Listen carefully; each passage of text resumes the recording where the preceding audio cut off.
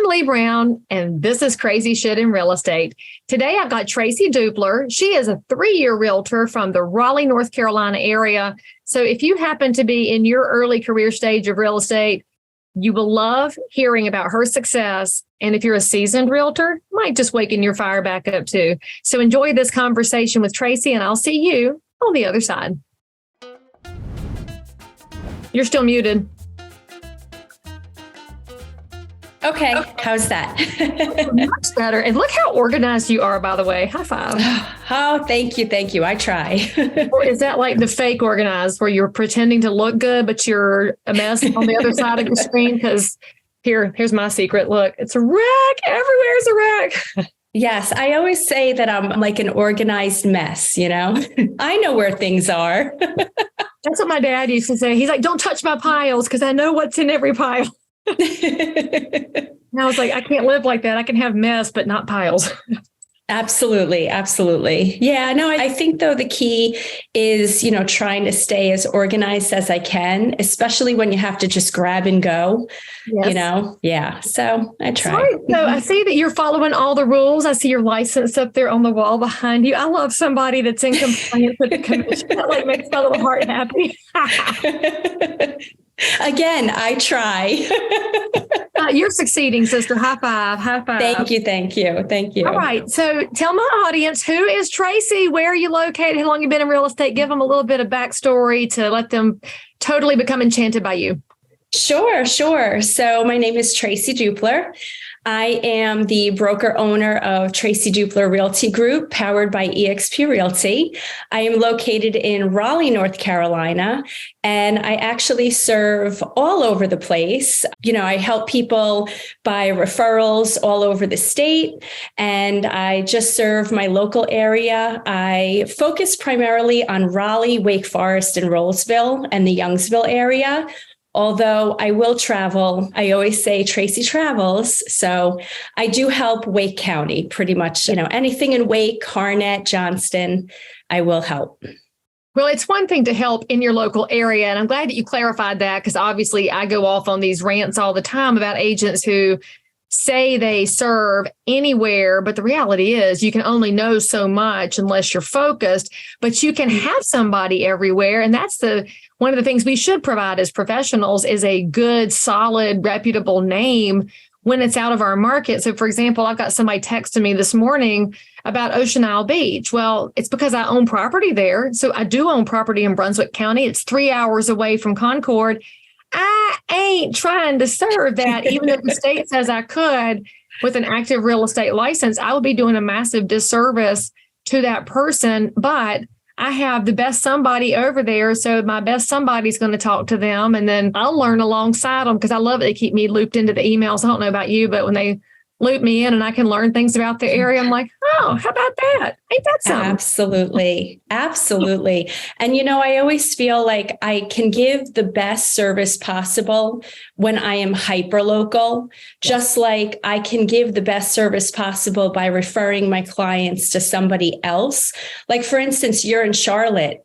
There would be no way that I could help somebody responsibly and loyally in Charlotte, because I don't know the area, but I would be happy to refer them to somebody that I know, like, and trust, that I know that they're in good hands with. Exactly. Like I'm actually in Concord and I serve parts of Charlotte, but like you, I tend to serve the area that's within a pretty reasonable time frame. Once you get to the complete other side of the city, I know a lot. I know more than most agents, but that's not my bailiwick. And that's one of the most important things we do when we serve the public is be crazy knowledgeable. Like here, I have a meeting with our county commissioners on Monday. We got to talk about some real estate stuff. I don't do that in every county in the state, but it gives me a chance to be a voice for the community, because it's not a self-serving meeting. It's about what are we going to do about, frankly, this is about water and sewer, which is not sexy to anybody but realtors. But anyway, so Tracey, how long have you been in real estate? So I am actually in my third year, my third full year. Yes, I always say that I'm a COVID realtor. I got my license in March 2020, signed on with my brokerage in April. 3 days later, we got a notice saying that everything was shut down. Right.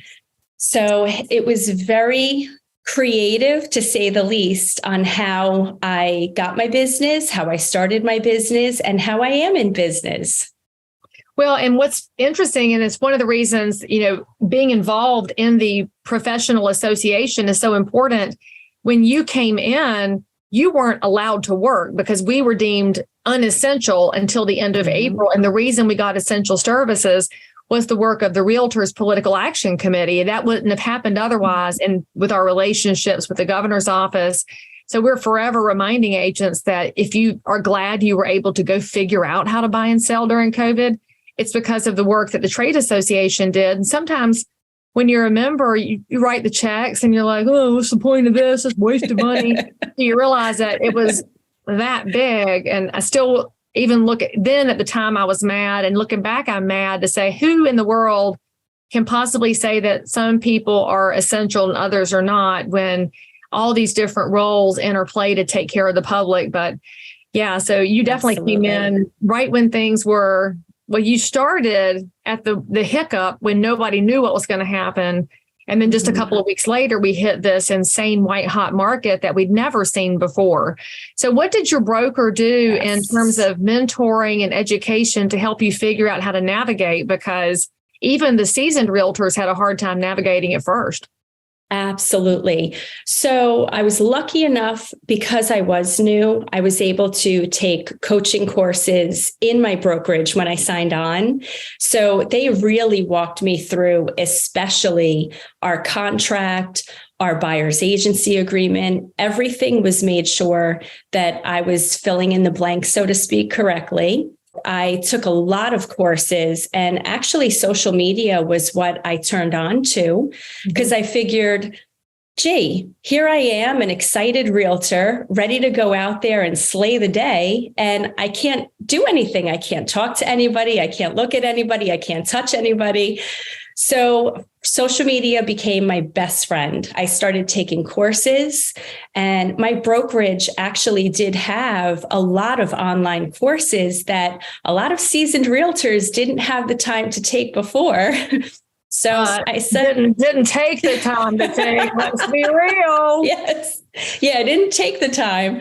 So I said, you know what? All I have right now is time. And so that's really what I think it actually catapulted my business also, because all I had was social media.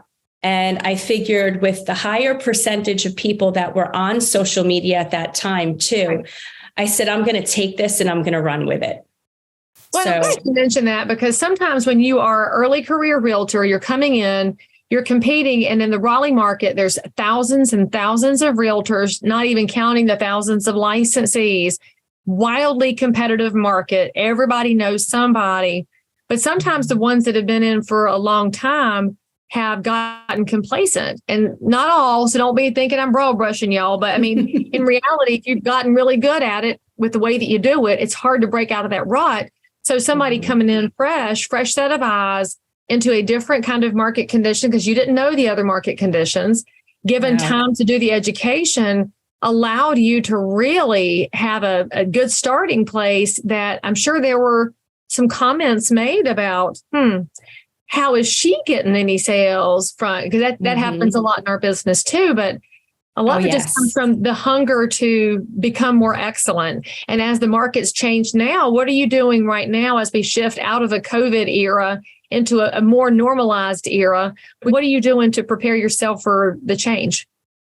So again, it's education. I also constantly live out of my comfort zone. One of my business plans this year was to get business in different ways that I did not get business before, because I knew that those ways of getting business have to actually be implemented. I actually took a course on short sales and foreclosures, because we all know that most likely will be our future.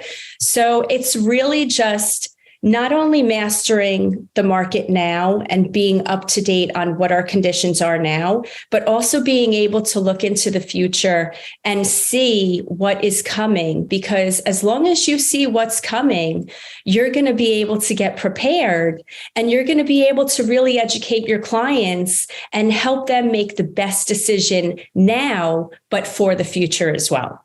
Exactly. And I love that you're thinking in terms of just different market niches. And I don't think any of us think we're headed back to the era we saw in the Great Recession, because we're in a different set of economic factors now. But when you see layoffs at companies and you see inflation continues to go up, some people are going to be so financially pressed, they're going to need a professional who says, look, here are some of the options so that we can give them the way to make the best decision for the long haul. So in addition to looking at financially distressed properties, what other area are you looking to grow your business in that was intriguing to you? So another thing that I do, I actually target expireds. I say, hey, nice. Why not? It's actually in the works. So, I have had positive results from that, targeting FSBOs for sale by owners, and then another thing is just mastering what my niches already are. Right. I specialize in relocations and I specialize in luxury sales. I am a luxury sales specialist, and I also specialize in new construction.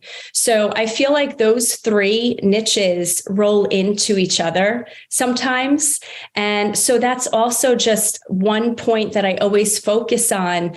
By mastering what you know and love, and you do the best, but also prepare for all of these side items that might come along in the future, because you never know, that might actually have to be my niche in the future. And in order to be successful, you have to learn how to roll with things. Right. During COVID, a lot of these seasoned agents, I heard numerous agents complaining and venting to me about how they didn't know what to do.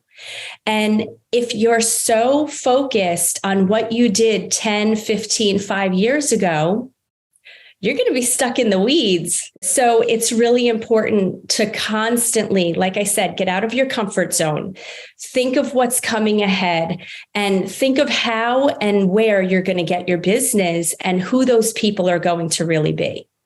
Well, I mean, that's like a life lesson, right? We should all want to be somewhere better, different, improved over where we were a year ago, 10 years ago, 15 years ago. So maybe there's a whole time Absolutely. for a little reboot. And I think a lot of people are feeling the reboot right now, because when the markets change, the quicker we are to adapt, the more successful we'll be. So in your 3 years in the business, which to the rest of the world doesn't sound like much time, but in real estate, that is simultaneously a million years in 5 minutes. So yes. in those 3 years, you've seen things that you did not expect, because pre-licensing does not tell you anything about how real estate actually is conducted. Not at all. How you're going to have to actually behave when you're with buyers and sellers, with landlords and tenants. So I'd love to know, because, my audience is always looking for a good story they will never hear about on HGTV.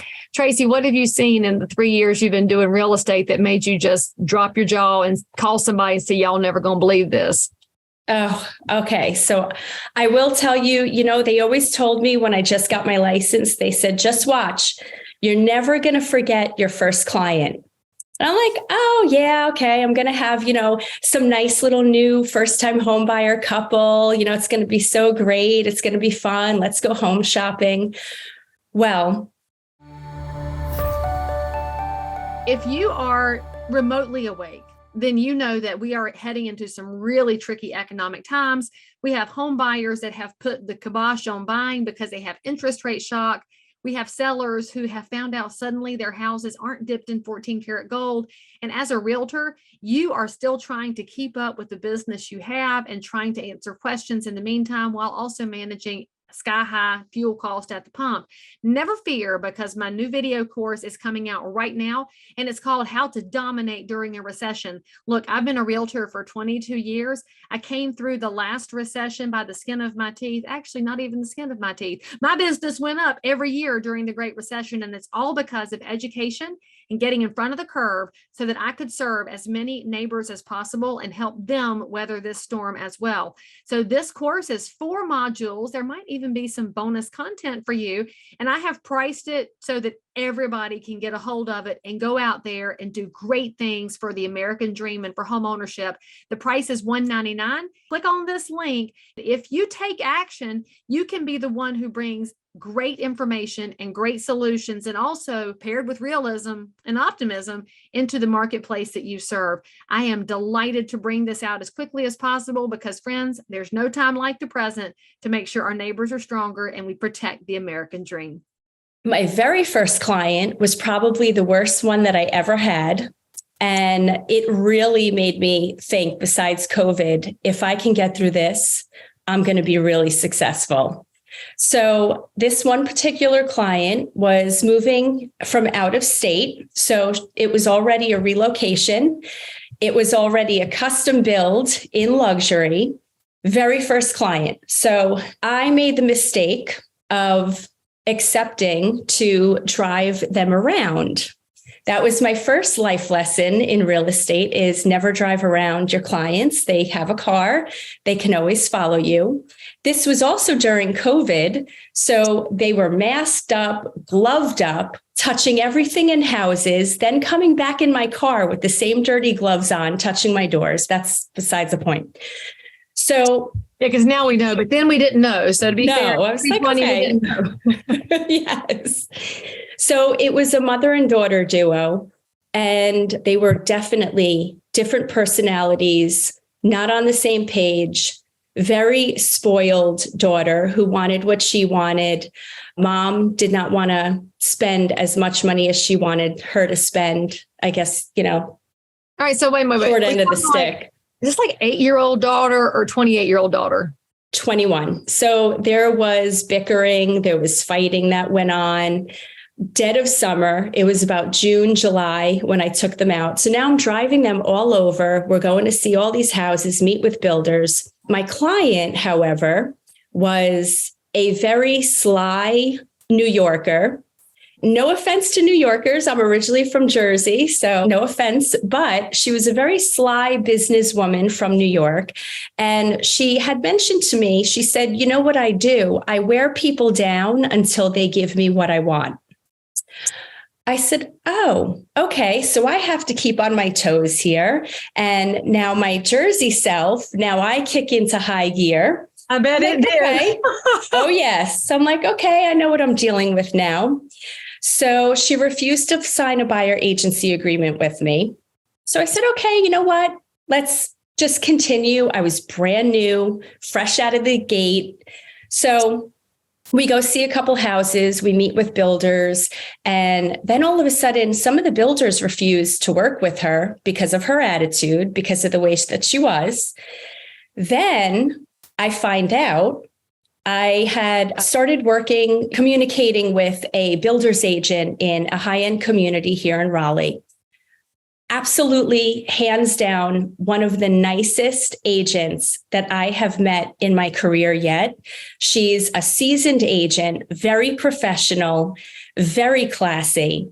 And me and her started talking because my client was interested in building in this particular community. So now, of course, I spend the whole day with my client, drop them off at their hotel room, and I get a phone call from the agent. She says, Tracy, I have to tell you something. She said, do you have an agency agreement assigned by your client by any chance? And I said, well, no, not yet. We're just looking at this point. She said, this woman came back to the community. She told me how she doesn't like her agent. She hates her. She wants to fire her. She doesn't trust her. And what would it take to get you off of the contract and just work with the sales agent themselves? And I said, I knew this was possibly coming. So she said, listen, she said, you're the procuring cause. She said, no matter what happens, even if she fires you, you are still getting your commission. I just want you to let you know that. She said, but Tracy, yes, she was fantastic. She said, Tracy, get that buyer's agency signed. So the very next day, In the morning, on time, I show up at the hotel to pick up her and her daughter. Buyer's agency was all filled out, initialed by me and signed in hand. I walk into the lobby. The daughter is waiting for me. I text messaged my client and I said, before we go see one more house, we need to talk. So I said, meet me in the lobby of your hotel room. I need something for you to sign. So she said, okay. So I go meet her in the lobby. She is literally screaming at the top of her lungs to the receptionist in the hotel, complaining about her bed, complaining that the bathroom shower is leaking, and she's demanding that all of her hotel points be refunded. She wanted extra hotel points and she wanted an upgraded room. Okay. So now I sit down and I'm like, oh, geez, what did I just walk into? And now here I am about to be stern with her because I need her to sign something. So her daughter sits down and I say, hey, good morning. She goes, hi. And she looks at me and she goes, well, that's my mom. She's being my mom over there. So I was like, oh, she must do this everywhere. So now my client walks over and she's now all mad and fired up at the receptionist. And she goes, oh, so you needed to talk to me? And I mean, I could feel my heart beating out of my chest. Right. And I'm like, yes. So I put my big girl panties on and I said, we need to talk. Before we go and see any more houses, I need you to sign this buyer's agency agreement. And I explained what it was. I also had the working with real estate agent. So she tells me, well, I don't sign anything with anybody. I said, well, then I can't work with you anymore. So then she goes, okay, well, just give it to me. Let me read it over. I said, sure. I said, read it over. I'm happy to explain any line item that you do not understand. So luckily I got the buyer's agency signed. Oh, good. Oh, yes. That was a doozy. Closing was not fun. And working with her for the remaining of the time was not fun. That was an experience. I've never, ever had any client. All my clients, I'm very relationship based in my business. And so for me, it hurt me that she did not have that trust. But at the same time, I also know not to take anything personal. And I figured if she's treating me this way, she's treating the builders that way, she treated the receptionist that way, she treats everyone like this. So I said, let's just get this to closing. Let's just keep it as business and that's it. But, aside from that, I have to tell you, all of my other clients have been amazing. I've actually made friends with 95% of my clientele. And it's just been such an amazing experience. So anybody who's a new agent out there listening, I don't want this to scare you because this was like one of those once in a lifetime stories. And now at least I'm prepared for practically anything. Okay, girl. So first of all, you should know that crazy people are going to come back your way. So it's not once in a lifetime. So don't listen to her, y'all. It's going to happen. But the key is how you handle it, right? And so the way you handled it was probably the best thing that could have happened was being in the lobby of that hotel. Because if you'd not experienced her screaming at the receptionist, it would be so easy for you to personalize that. But now you knew. And then the daughter's comment reminded you that this wasn't about Tracy. This was how this lady operates in life. Yes. And that just happens in dealing with the general public. And should also tell you that this is where the old lady realtor is going to tell you made the worst mistake you could have made. You just said that other things, you've seen it now, girl. You just asked for the craziest one ever to come your way. You never ever say you've seen it all. I don't know. I know. Knock on wood. I'm knocking on my desk right now. I hope it's real wood. I mean, it might be pressed wood. There's some wood in there, but it's the joy of real estate. You do encounter the really rough people, but the balance of them are those people that you want to have relationships with and you want to be friends with. And so I think the part of the life lesson in that, we all know this, if 100 people say nice things to us, we enjoy that. And one person is negative, and then we just kind of live on the negative. So no matter which crazy scenario comes your way, because sister, something's about to happen, it's just going to happen. You got to stay focused on all those good, happy people that you love, because They deserve more of your energy than the negative people. And frankly, the longer we stay in real estate, the sooner you realize that it's the nasty person that you need to refer to somebody else and say, you know what? There's probably a better fit for them because real estate is so competitive. There is somebody for them. Absolutely. Well, an old boss told me once, she said, for every chair, there's an ass to sit in it. Yes, she's right. Yes. And I think my first client definitely taught me the art of referrals. I got to point out the other thing that you lived on there for a second that we don't often hear in real estate. And I'm glad that you pointed it out, that the other agent was a true professional. And we don't say enough good things about our competition enough. And you went straight to how great she was. And I love you for having that mindset that you highlighted what a great job she did, because it benefited everybody. Because whether this lady was happy or not, she wound up getting in the house that she actually did want. Now, I'm sure she picked it apart later, but she had a place to live with her daughter that suited their needs. And it's just a good reminder to all of us, we're not alone in this business. That's half the battle to survival, is not being in a lonely business. Absolutely. Absolutely. And you said it absolutely on the nail. And, being with eXp Realty, that, we're a cloud-based brokerage. I work from home most of the time. So it can be a lonely industry, especially even if people are in a brick and mortar building with other agents. There's so much competition out there, but I have been so lucky to have worked with amazing agents and connected with amazing agents. And I mean, there's agents in, LA, Denver, the Charlotte area, here in Raleigh. I mean, we go out for drinks, we meet at conferences. There's so much connection and so much possibility if you just open up your mind. And the way that I run my business is it's relationship based, but I don't pay into leads. Everything is organic. It's either social media, referral, or it's my people. And I always tell other new agents, because they always ask me, well, how am I going to get leads? What should I pay into? And I'm like, don't pay into anything. Your people are your people. So there might be another Raleigh agent who has completely different people than I do. So why are we competing together? My people are going to be mine and yours are yours. And you know what? If I can't help one of my people, I'm happy to pass that on to you for a referral. Unfortunately, there are some that still don't get that concept, and hopefully they will. But again, it's okay if they don't.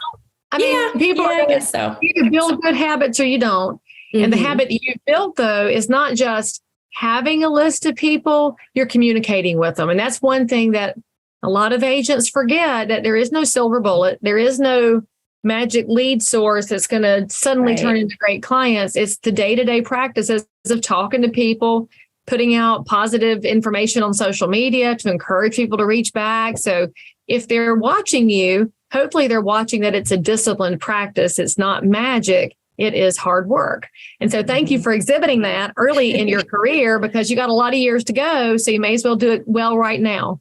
Exactly. Yes. Before I'm too old or don't even want to anymore, right?